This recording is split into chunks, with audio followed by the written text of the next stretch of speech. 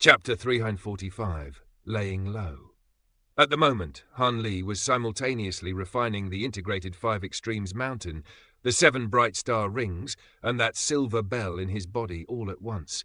The bell was an immortal treasure that contained some type of soundwave law powers, and the fact that it was able to scatter the azure bamboo cloud's warm swords with just a single attack was clear testament to its power. And that was why Han Li had decided to work on refining it. As for the black fang-shaped sword, it was similar to the Asura Heavenly Ghost flag, in that it was also a Yin Attribute treasure, so he had set it aside. At the moment, his spiritual sense was comparable to that of even early golden immortal cultivators, but refining 3 immortal treasures at once was still his limit. As for the black inkstone that was capable of unleashing the soul-destroying true light, it contained far more law power than the integrated 5 Extremes mountain, the silver bell, and the other immortal treasures. Han Li naturally wanted to be able to make the treasure his own, but it seemed to be containing some type of restriction that made it impossible for Han Li to refine it, no matter what he tried. This left Han Li feeling a little frustrated, but he wasn't short on immortal treasures at the moment, and he didn't have that much time on his hands, so he could only set the inkstone aside for now. Aside from immortal treasures, the trio's storage tools also contained many other treasures, as well as countless pills and precious materials. In particular, the silver-robed young man alone possessed as many as over 10 materials that were imbued with law powers. Additionally, the 3 of them had a total of over 10,000 immortal origin stones, and with such a massive haul, Han Li wouldn't have to worry about immortal origin stones for a very long time. However, the biggest pleasant surprise to Han Li was that he had found a large amount of Dao pill ingredients in the silver-robed young man's storage tool. There were as many as 7 of the 9 ingredients listed on the Dao pill recipe, and all of them were in quite large quantities as well. Han Li was initially quite shocked by this, but everything immediately made sense to him after he found an identical Dao pill recipe to his own. It seemed that the silver-robed young man also had intentions of refining a Dao pill, and given his status and the enormous power of the Northern Glacial Immortal Palace, that wasn't going to be a difficult objective to accomplish. But now, those ingredients had fallen into Han Li's hands. At this point, he was only missing 2 Dao pill ingredients, the heaven-made ginseng root and the dewform herb, and he was sure that he would be able to acquire them, as long as he kept an active eye on the information circulating within the transient guild. All of a sudden, a thought occurred to him, and he flipped a hand over to produce a palm-sized golden badge, which was crafted from some type of special metal, and it was extremely heavy despite its small size. On one side of the badge was a design of a golden dragon that was roaring to the heavens, giving off a sense of unmatched power and regal authority, while on the other side was a name, Tao Yu. Above the name was a feather crown design, and Han Li's expression darkened slightly at the sight of the golden badge. Right at this moment, he suddenly raised an eyebrow as he opened the window of his cabin. Outside was the turbulent thunderstorm sea, but the seafaring lightning boat had restrictions all around it, so the sound of the thunder and the crashing waves was mostly kept out. A faint glimmer of golden light appeared in the distant sky before vanishing in a flash, and in the next instant a burst of spatial fluctuations erupted within Han Li's cabin as a lightning array appeared, following which Taoist Xie emerged inside it. The golden lightning array quickly surged into Taoist Xi's body as arcs of golden lightning, and Han Li took a brief glance at Taoist Xi before remarking, "Looks like you've made a complete recovery." Taoist Xi nodded in response. "I didn't think the lightning power here would be so abundant. That was really beneficial to my recovery." Han Li offered no response to this as he stepped aside to allow Taoist Xi into the cabin, then sat back down with his legs crossed. Taoist Xi had severely exhausted itself from the earlier battle, and after arriving in the thunderstorm sea, it had immediately begun absorbing the extremely abundant lightning power here to replenish itself. To Han Li's relief, it was able to make a full recovery in just a few months. Having a golden immortal stage ally was extremely helpful, so it was very important that Taoist Xie was in good condition.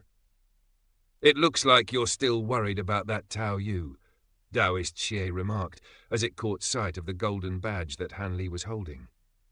"I wouldn't exactly say that I'm worried. I already killed him, so there's no point in thinking about it. I'm just wondering if the Immortal Palace has already found out that I'm the one who killed him." Han Li replied. Previously, he had spent a great deal of immortal origin stones to search for information on this golden badge in the Transient Guild, and his efforts had paid off.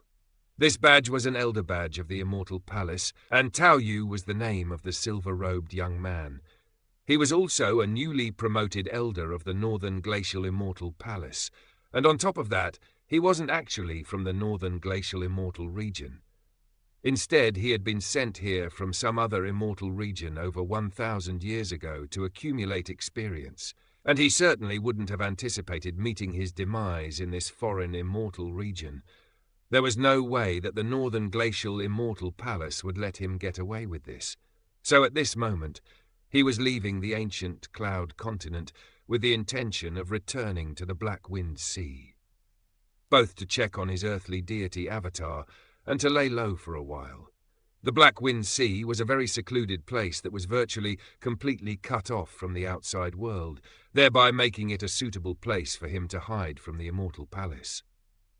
Given the power of the Immortal Palace, it shouldn't be difficult for them to identify you as the culprit. But you left in a very timely fashion, and thanks to that long-distance lightning teleportation array, even the Immortal Palace shouldn't be able to track you down anytime soon, Taoist Xie said. "I certainly hope that's the case," Han Li said with a wry smile. "By the way, I didn't think you would be able to master the lightning teleportation array so quickly. That came as quite a surprise to me. The array is quite profound and combines both lightning power and spatial power. It's a good thing that I already have innate mastery over lightning power. Otherwise, I wouldn't have been able to grasp it so easily," Taoist Xie replied. All of a sudden, a thought occurred to Han Li, and he asked, "Have you noticed anything strange or interesting while cultivating in the Thunderstorm Sea, Brother Xi?" "Not that I can recall. Are you referring to anything in particular?" Taoist Xie asked.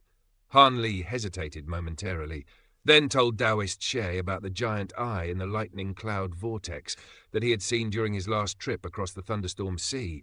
A solemn look appeared on Taoist Xie's face as it exclaimed, "That's very shocking to hear."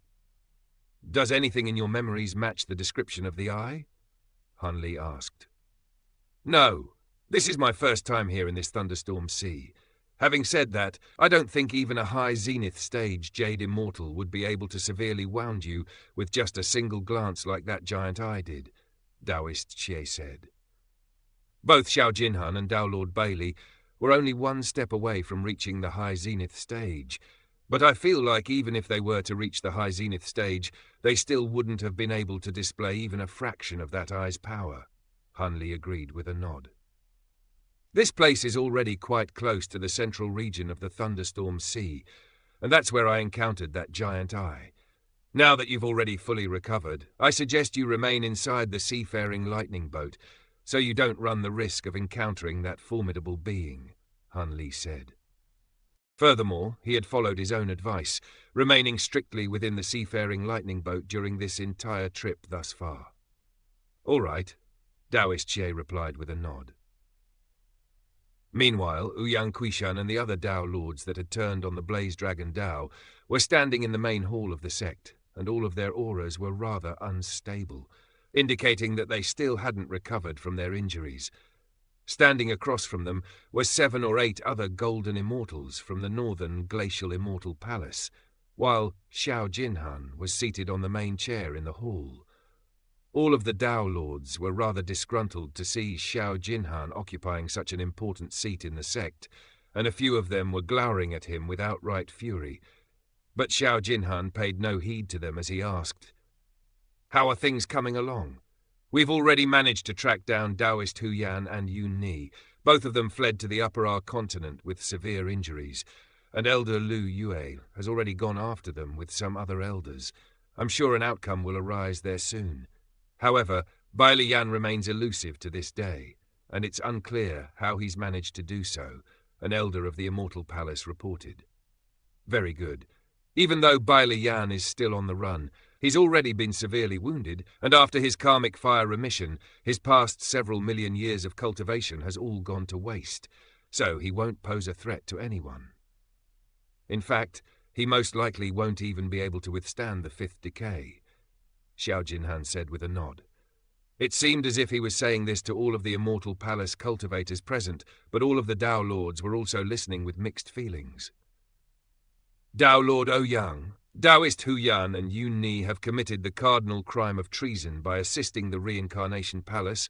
According to the rules of the Heavenly Court, all of their relatives and disciples must be apprehended and sent to the Heavenly Court. Have you done this yet? Xiao Jinhan asked as he turned to Ouyang Quishan. Yes, Ouyang Quishan replied with his eyelid twitching slightly.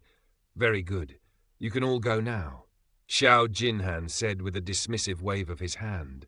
All of the Immortal Palace cultivators promptly departed, while the Dao Lords exchanged a few glances with one another, and only after a subtle gesture was made by Ouyang Quishan did all of them exit the hall as well. Moments later, all of the Dao Lords were gathered outside the hall, and the golden-furred man among them wore a furious expression as he grumbled.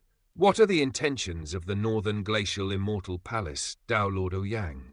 The incident concerning Bai Liyan has already come to a conclusion, so why are they still here? Are they trying to take advantage of this opportunity to take over our Blaze Dragon Dao? If I had known this would happen, I wouldn't have helped them target Dao Lord Bailey. If Dao Lord Bailey were here, Xiao Jinhan definitely wouldn't have dared to be so arrogant, the silver-skinned woman said in a cold voice. Complex looks appeared on everyone's faces upon hearing this, while Ouyang Quishan remained silent with a wry smile on his face. The Immortal Palace's intentions were very clear. Following the recently concluded battle, the Blaze Dragon Dao had suffered severe losses, and it was no longer a match for the Northern Glacial Immortal Palace. At this point, Xiao Jinhan alone would have been sufficient to wipe out the entire Blaze Dragon Dao.